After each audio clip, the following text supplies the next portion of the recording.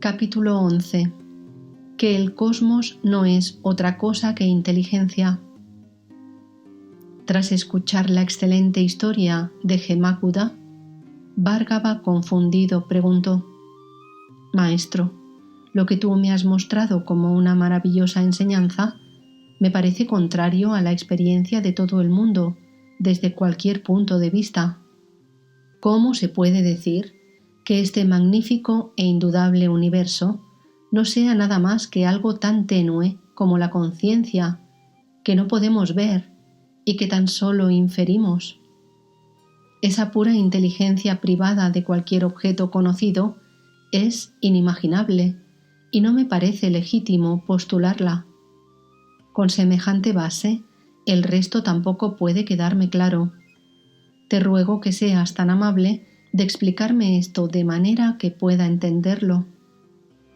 Dattatreya respondió: Te diré dónde está la verdad del mundo objetivo.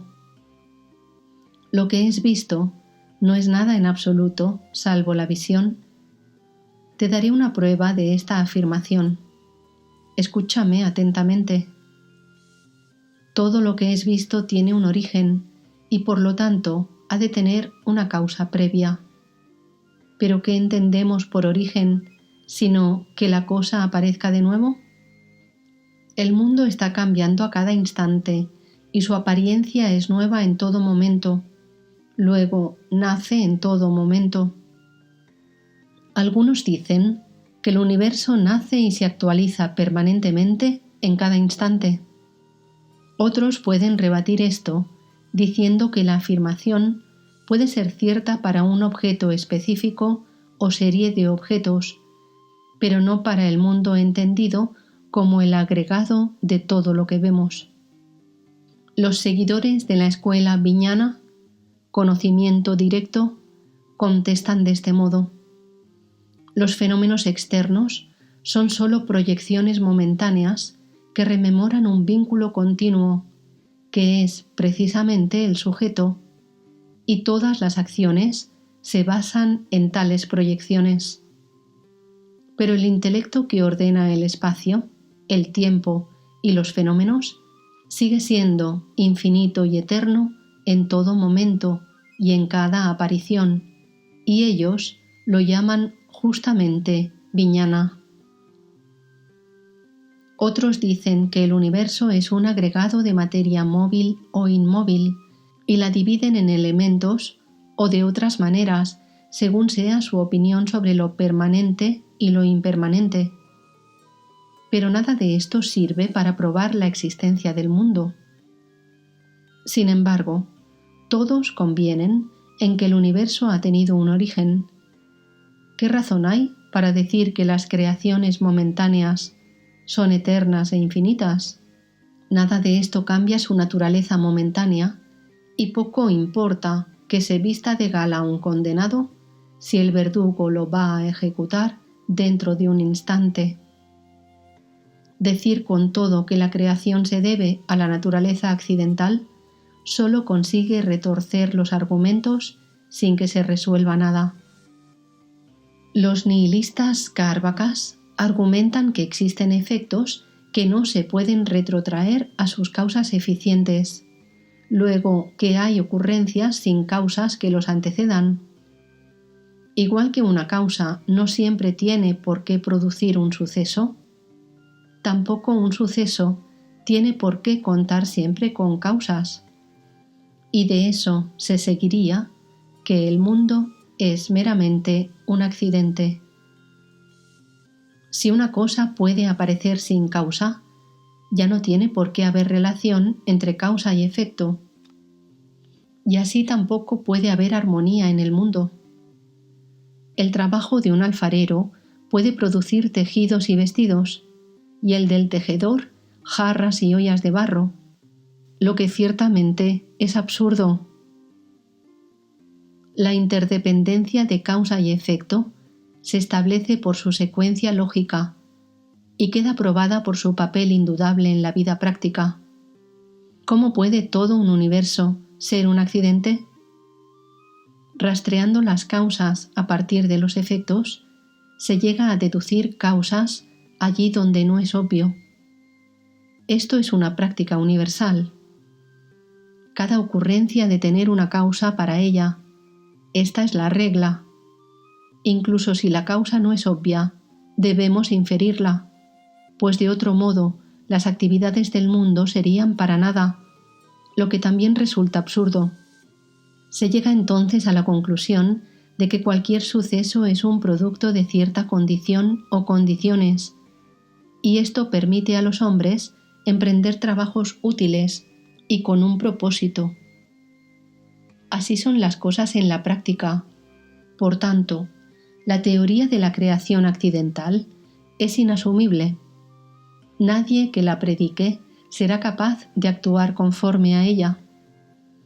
Los atomistas parten como premisa de una causa material para la creación y le dan el nombre de átomos imponderables. Según ellos, los átomos imponderables producen el mundo tangible, que no existía antes de la creación ni existirá después de la disolución. Para ellos, la existencia de cualquier cosa antes o después es algo tan imaginario como el cuerno de una liebre. ¿Cómo puede la misma cosa ser verdad unas veces y falsa otras? Si los átomos primarios son imponderables, sin magnitud, evolución ni cualidades, y sin embargo son permanentes, ¿cómo pueden dar lugar a los objetos del mundo dotados de cantidad y cualidad? ¿Cómo puede la misma cosa ser oscura y brillante al mismo tiempo? La teoría entera tiene un fondo equívoco, cuando no contradictorio, como si uno quisiera comerse un pastel y conservarlo a la vez.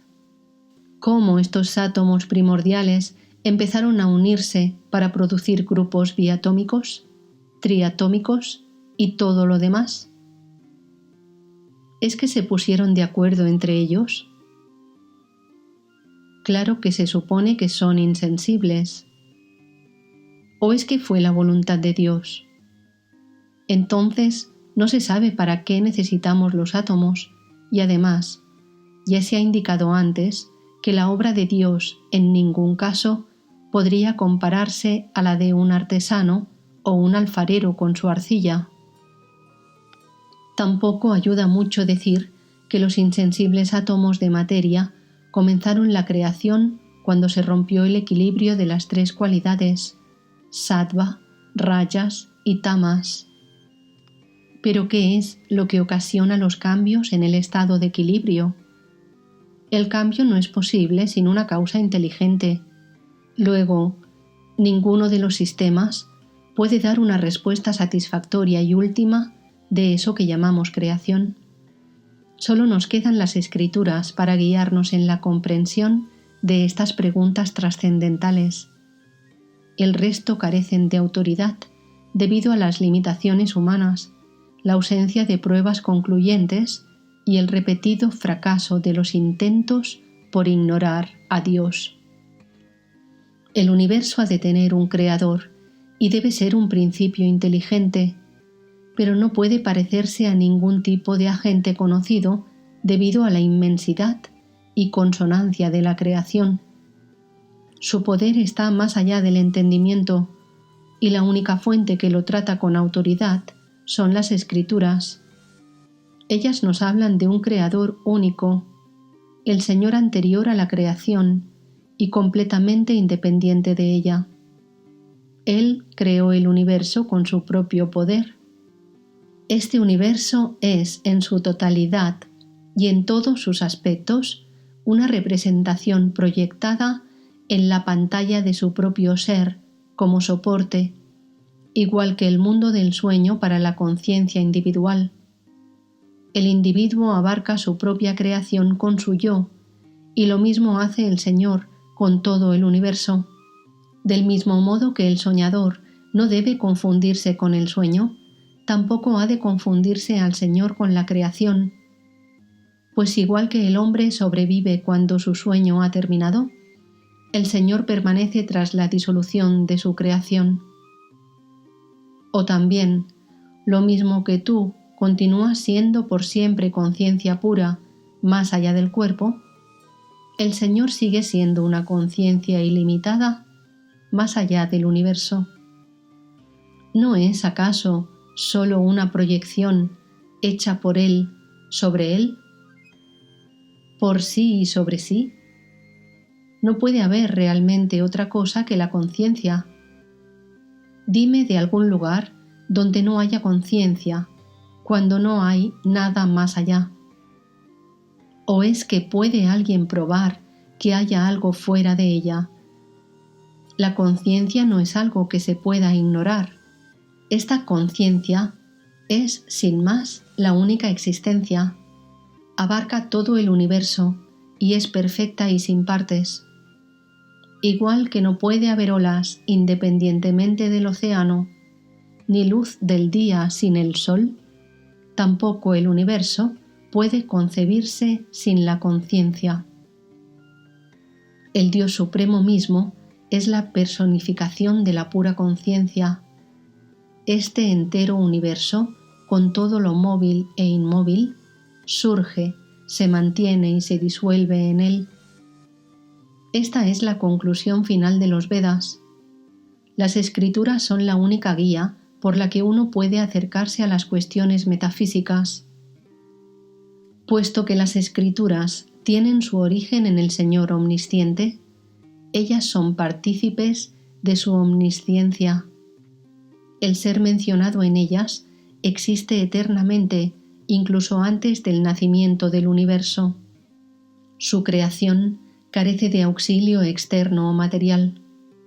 Por tanto, Dios es supremo, perfecto, puro e independiente. La creación no es un objeto aparte, es una representación en la misma trama de la suprema conciencia, pues no puede haber nada más allá de la perfección. Nuestra imaginación y nuestras representaciones teóricas jamás podrán equipararse con la otra representación que les sirve de base. El universo ha tenido lugar solo como imagen en la superficie del espejo del absoluto. Esta conclusión es acorde con los hechos. La creación es como el truco de un mago, como una ciudad nacida de la imaginación divina.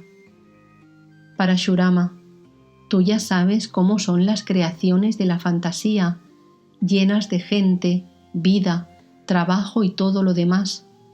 Las dudas, las pruebas, las discusiones y las conclusiones. Y todo no son más que imaginaciones surgiendo y hundiéndose en la mente. Lo mismo que estos castillos en el aire son productos imaginarios de los hombres, es la creación un producto de la mente de Shiva. Shiva es la conciencia absoluta, sin forma alguna.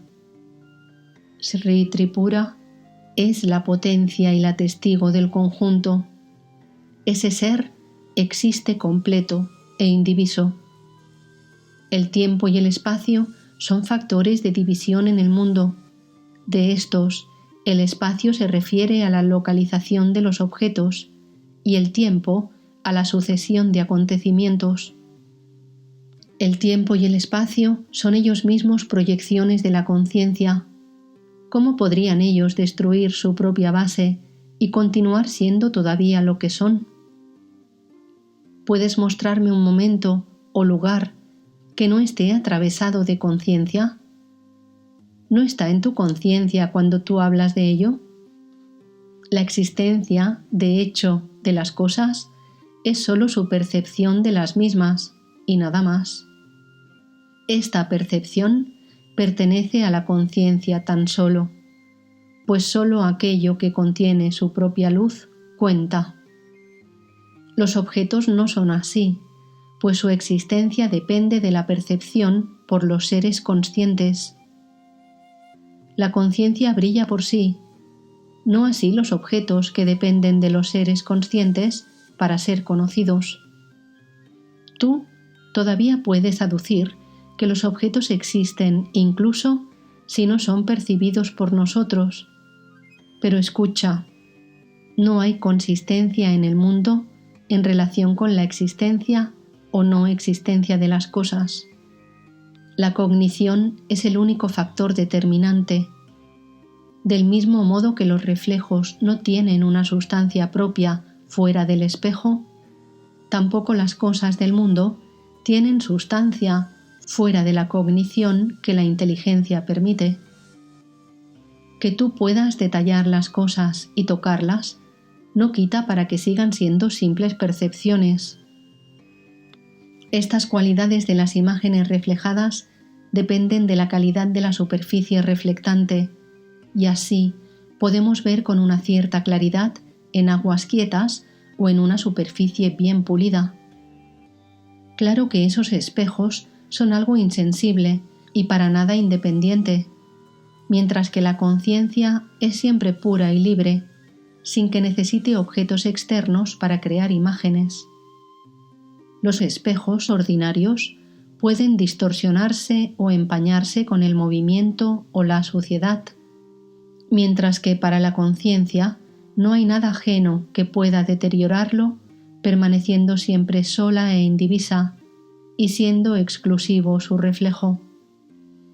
Las cosas creadas no tienen luz propia y son iluminadas por la cognición de otro, y la cognición de las cosas implica su imagen en nuestra inteligencia.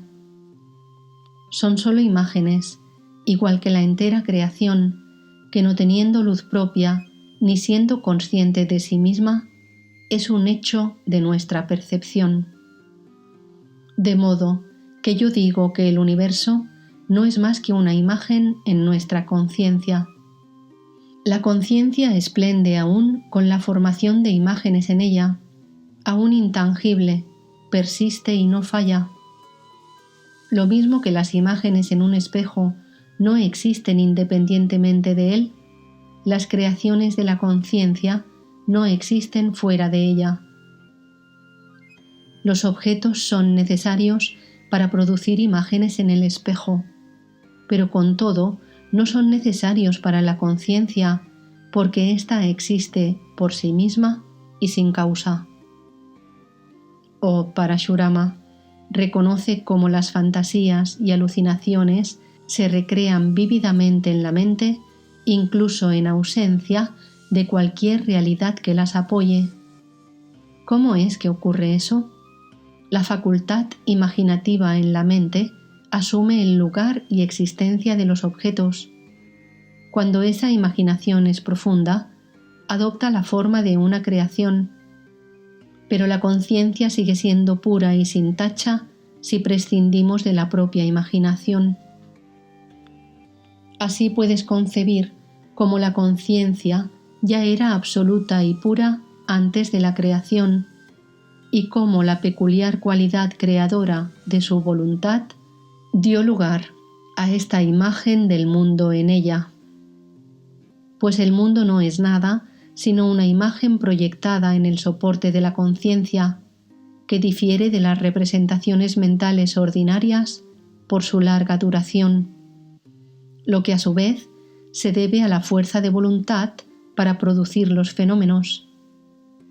El universo aparece como efectivo, material y perfecto, porque la voluntad que despliega su creación es independiente y perfecta, mientras que las concepciones humanas son más o menos volátiles de acuerdo con la firmeza de la voluntad que anida en ellas. Estas limitaciones ordinarias pueden superarse hasta cierto punto con el uso de encantamientos, hierbas, gemas y talismanes, y de modo mucho más genuino cuando se establece un flujo ininterrumpido de la conciencia del yo. Con la ayuda del yoga, Rama, tú puedes observar la creación manifestada por tu propia voluntad, igual que las alucinaciones provocadas por un mago. Los objetos del mundo se pueden usar y manejar, pero también puede ocurrir eso con las creaciones mentales de un sueño. Las creaciones de un mago son sólo transitorias, mientras que las del yogi pueden ser permanentes, pero ambas son externas a su creador, mientras que la creación divina no puede separarse de la omnipresencia de su creador. Puesto que el Señor de la conciencia es infinito, la creación solo puede persistir en él, y lo demás son fantasías. Dado que el universo es solo una proyección sobre el espejo de la conciencia, y por la conciencia, su carácter irreal solo se hace transparente para la propia conciencia que lo investiga, y de ninguna otra forma. La verdad no puede cambiar de naturaleza, mientras que lo ilusorio cambia sin descanso. Y no tienes más que ver cuán cambiante es la naturaleza del mundo. Distingue entre la verdad sin cambios y las mudanzas de la ilusión, y examina este mundo compuesto de ambos factores, fenómenos cambiantes y conciencia subjetiva sin cambios. Si lo ves claramente, no podrás evitar la comparación con un espejo, inmutable y con luz propia, y las cambiantes imágenes que podrían aparecer en él. El mundo no resiste la investigación debido a su naturaleza cambiante e irreal. La penetrante visión nocturna del búho resulta deslumbrada y cegada por la luz del sol, y de modo semejante, el mundo se despliega en toda su gloria ante la ignorancia, pero desaparece ante un detenido análisis. Lo que es suculenta comida para los animales que viven de la descomposición es puro veneno para otros. Lo que es una cosa para yogis y seres realizados es algo completamente distinto para otros. Lo que es una larga distancia en un medio de transporte puede ser muy breve por otros medios. Los grandes espacios que se reflejan en un espejo están todos en él y con todo son irreales. De este modo, la investigación se diluye por sí misma. La investigación y el objeto investigado se diluyen en el único factor constante que subyace a ambos, y que es la conciencia. Solo ella permanece, lo que esplende en su propio ser. Esa es la conciencia absoluta y sin atributos. El universo solo puede ser el sí mismo, pues nada existe fuera de él.